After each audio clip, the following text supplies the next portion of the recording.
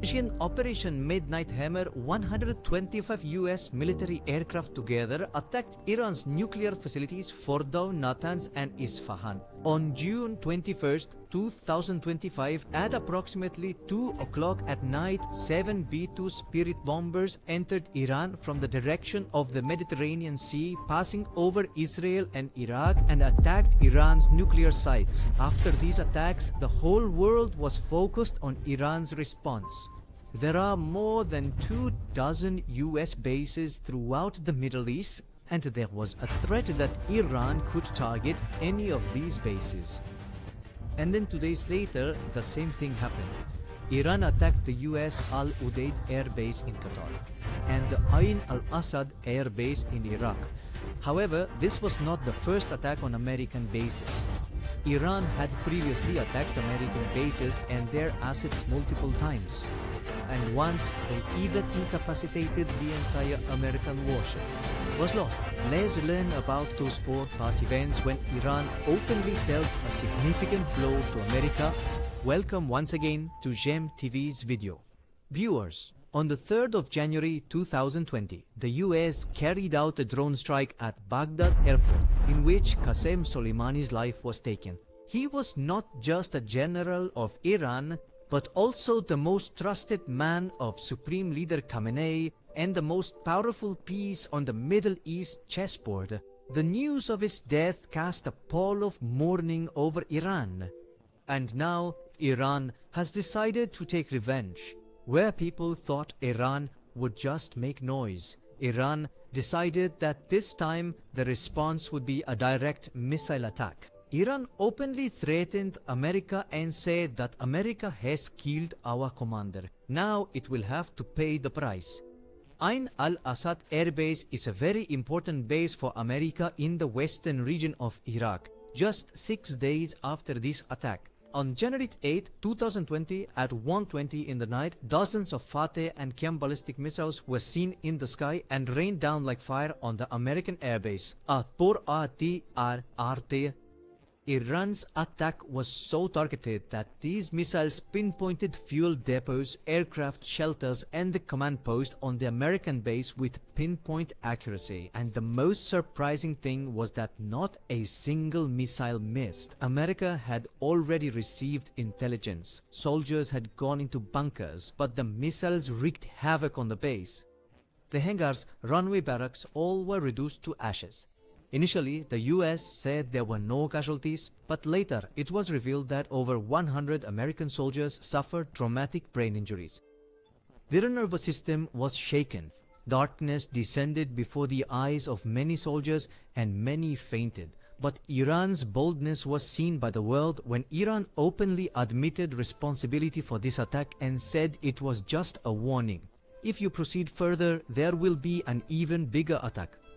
Initially, America tried to downplay the impact of these missile attacks. Donald Trump, who was the president of the United States in his first term at that time, kept trying to downplay the matter by saying all is well. However, satellite images on the ground, videos of soldiers, and before and after visuals exposed everything. At that time, Iran also said that if we wanted, we could have targeted the American soldiers' barracks, but our intention was not to take lives, rather to send a message. After this attack, the world was stunned to see that Iran openly showered missiles on an American base, and afterward, America remained a silent spectator. A year before this, a similar incident occurred when Iran gave a strong response to America. In June 2019, pour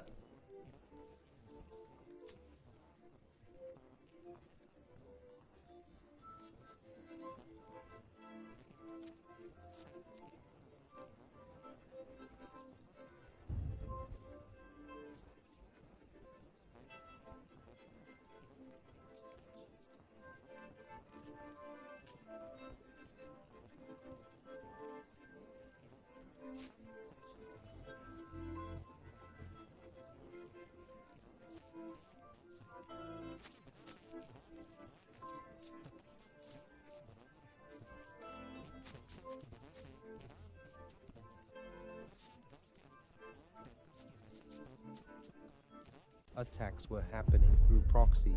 America decided to use spy drones for spying on military movement inside Iran. The US Navy's RQ-4 Global Hawk, an unmanned drone, entered Iran's coastal borders. This drone's job was to monitor every enemy movement from the sky and directly report to the US command. This drone was flying at 60,000 feet within Iranian territory where general air defense systems do not operate. Iran used its Sevom Khordad missile system to lock onto the drone and fired. America never imagined that Iran's missile system would work up to 60,000 feet. The result was that the missile hit directly in the center of the drone and the sky over the Persian Gulf lit up with the light of fire. According to Iran, this drone had crossed 15 kilometers into their maritime boundary. However, the US claimed that the drone was in international airspace. Initially, Trump threatened an airstrike on Iran, but no airstrike occurred. Now let's go back to 1987.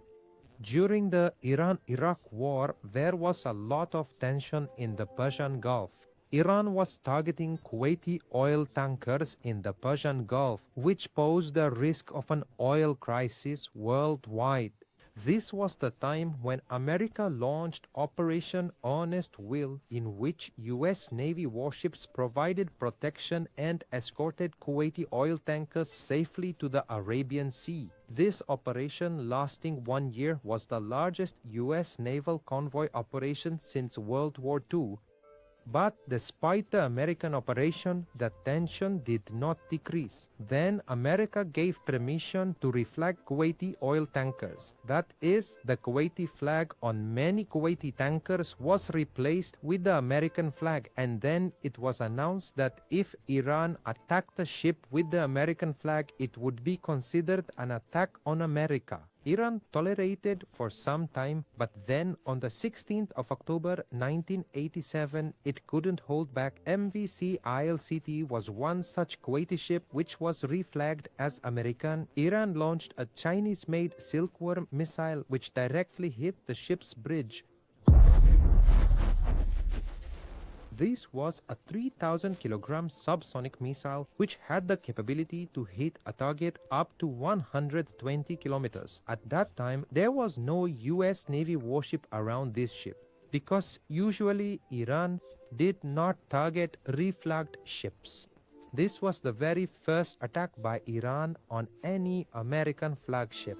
18 crew members were injured in this attack, and the ship's captain, who was a United States citizen, lost both of his eyes due to facial injuries. Attacking an American flagship meant that Iran challenged the confidence of a superpower. In retaliation, the US Navy destroyed 2 Iranian oil platforms in the Persian Gulf 3 days later. At that time, these 2 oil platforms were not producing oil, but the Iranian Revolutionary Guard Corps used them for military purposes.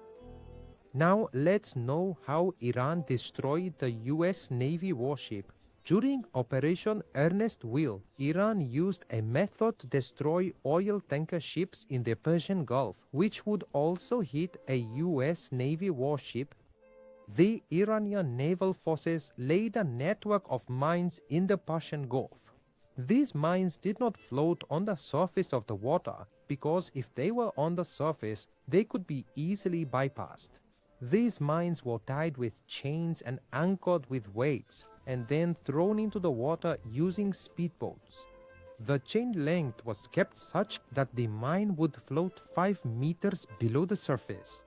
Since the hull of large ships is 10 meters below the surface, the mine would only explode when a heavy ship passes over it. On the 14th of April 1988, during Operation Earnest Will, a US Navy guided missile warship called the USS Samuel B. Roberts had just arrived to take part in the operation. In the middle of the Persian Gulf, it fell victim to an Iranian contact mine. The hull of the US Navy ship split open by 21 inches. Water flooded the engine room and 2 turbines were damaged. A $1,500 mine